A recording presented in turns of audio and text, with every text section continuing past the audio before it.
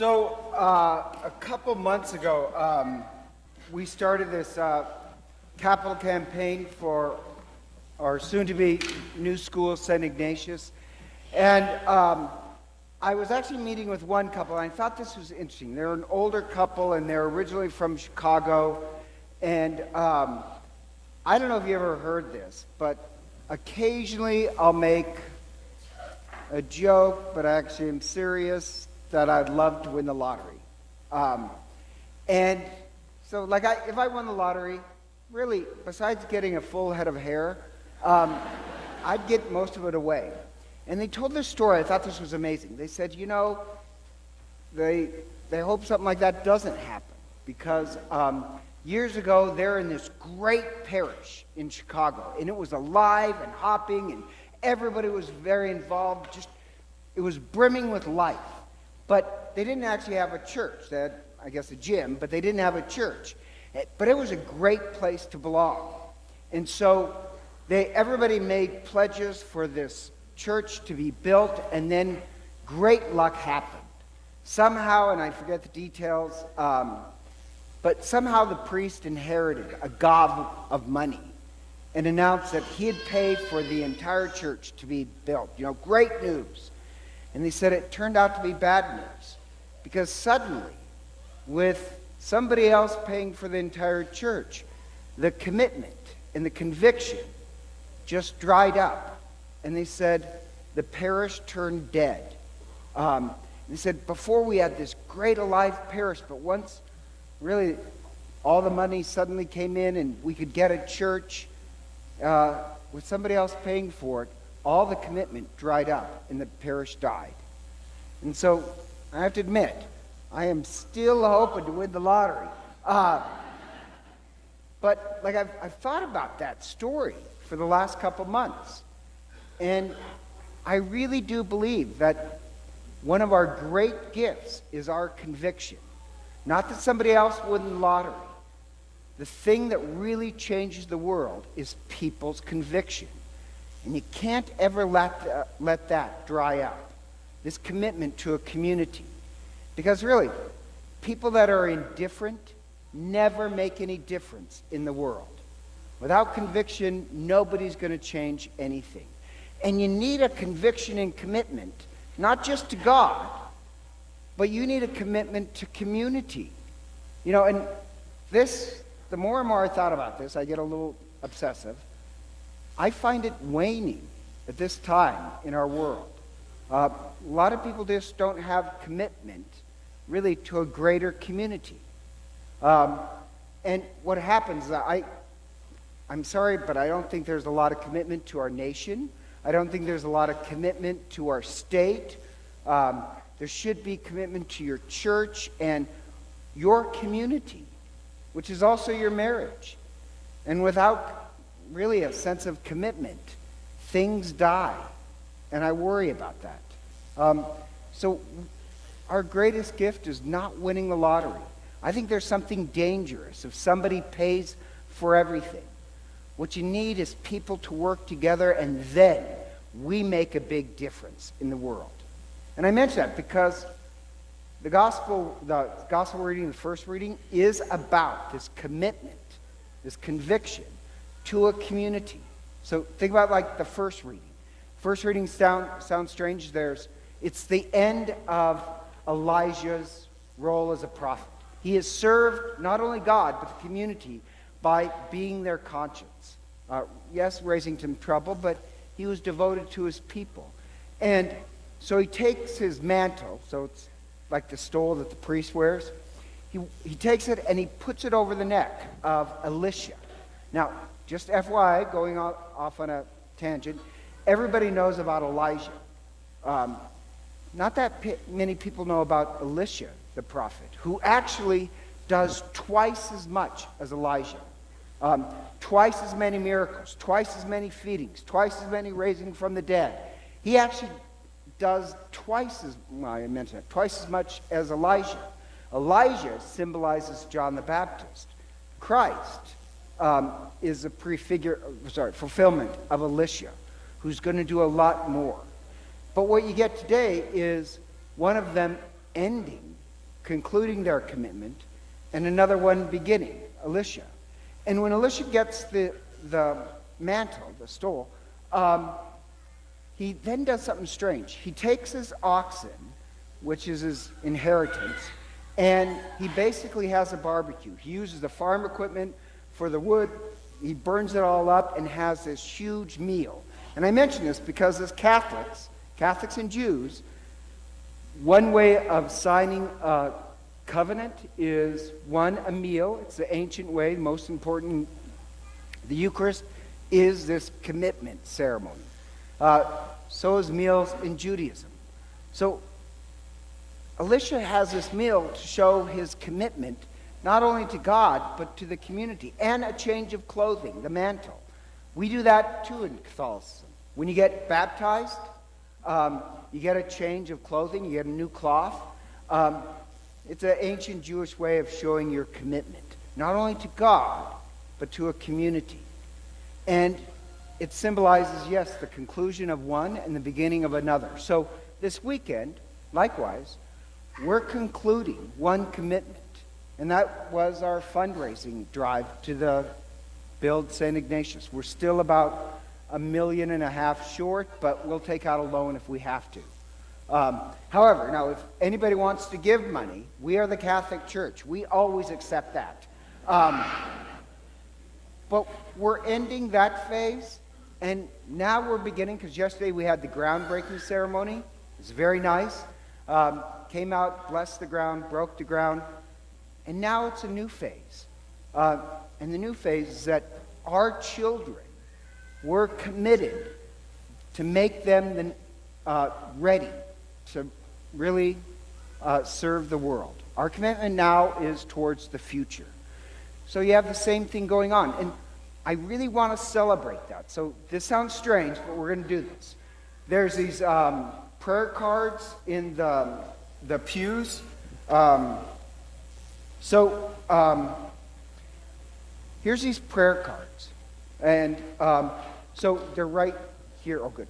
Everybody take one out. And I know this is strange, but we're going to do this in the middle of Mass. We're going to stand and pray the prayer of St. Ignatius. So please stand. I hope nobody's opposed to praying during Mass, but so together, loving God, we go forth and pray for St. Ignatius.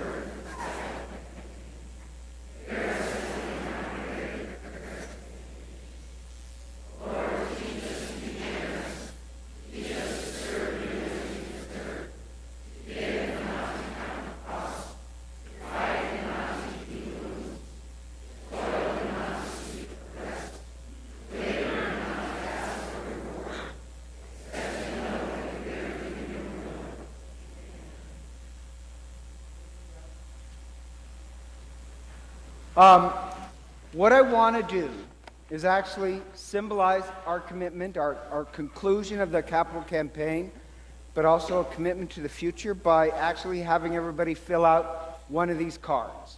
So, take that back, not everybody. One per family.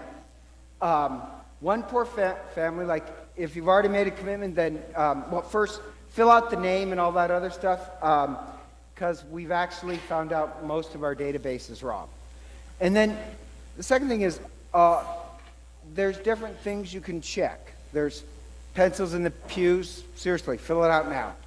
And like, if you've already made a commitment, just check it. If you want to make a commitment in the future, check that and we'll call you. Or, like, take my mother. My mother is on a very fixed income.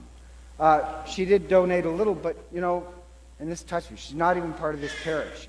But she goes to adoration and prays for our school. I think prayer is a powerful force, but it's still a type of conviction. Fill it out, and then sign it. Then what we're going to do is, in a moment, collect all of them. And what it's going to symbolize is all of our commitment together as one. for our children and for the future. We'll collect them, we'll put them in a basket, place them under the altar, but it's going to symbolize our commitment to our children. Not as a bunch of individuals, like I made my pledge and whatever. It's all of us together offering it to God as one family.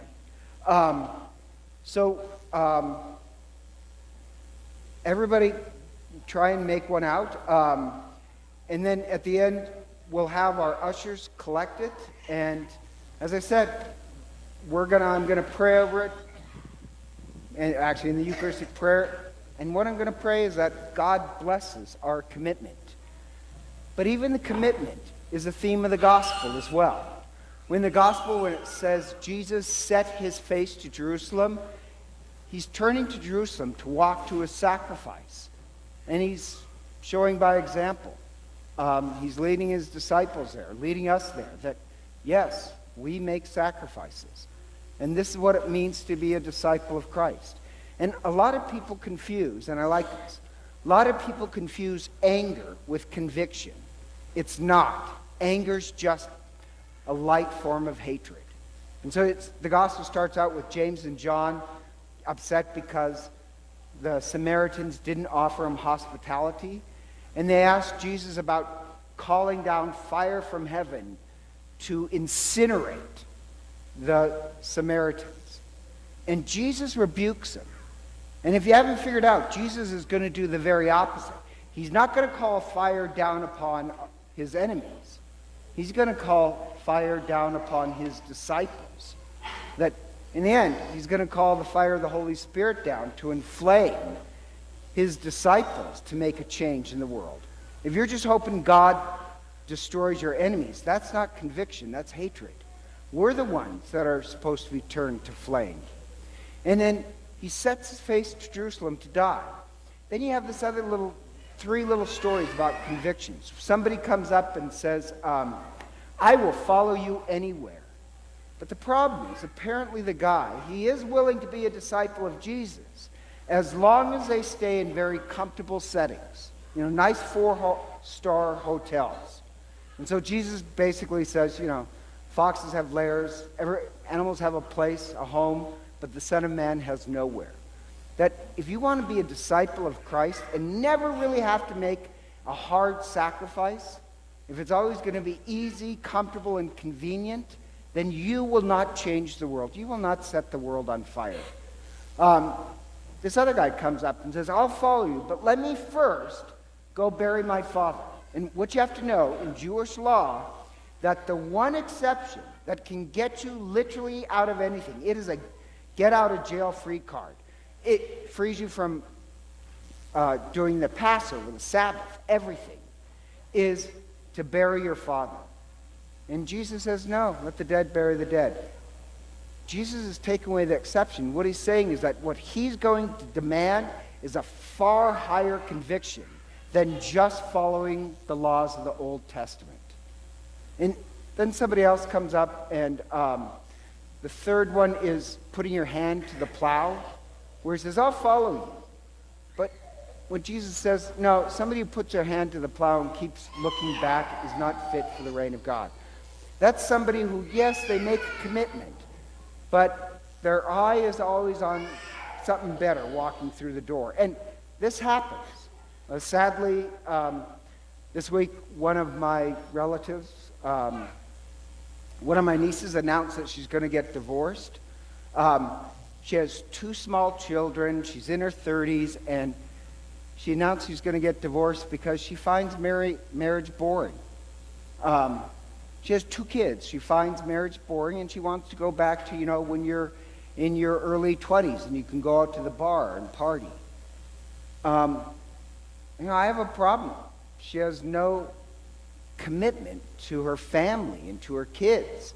She might, and she's not a bad person. I'm sure she loves God, but she has no commitment to something greater. Her eye is on something better walking through the door. My problem is what I started with, is that, yes, you need commitment to a community, not just to God, but to a community. That's why, when people say, they're spiritual but not religious, I always think, well, that's a nice beginning, but it's just now between you and God. To be really spiritual, you have to have some commitment not only to God, but to a greater community, often with people that kind of get on your nerves. No offense. Probably some of you get on my nerves, mostly the deacons. Well, one, the kind of the tall one. But I'm not naming names. He's back there. I'm joking, but yeah. Oh, yeah, he's there. But with St. Ignatius, and I like this, we named the school St. Ignatius in deference to the Basques. Love the Basques. And the Basques, by the way, I love them. You know one of the reasons I love the Basques? They are loyal to their community. When you have a Basque wedding or a funeral, they show up. They're very loyal to their commitment to family and their friends. A lot of times I'll have a funeral and, we had this wedding where this bride and groom, they decorated the whole aisle, and like 10 people showed up. They're expecting 200. You have funerals where 10 people show up. You have a Basque funeral, every fifth cousin will show up. And not just for the reception. They're loyal. And Ignatius, so it's because of the Basques, Ignatius, very firm on education. He believed with, and this is what I like about Ignatius, he believed with faith, education, and conviction, you could set the world on fire. And remember, Ignatius was ex-military. And think about this, like military people are that way. It's amazing. We're military people, they'll get out of war and they'll want to go back just because they're buddies. They have this deep loyalty to them. Ignatius, when he started his order, he wanted monks, well, brothers, that are intensely loyal to a cause. That will save a parish.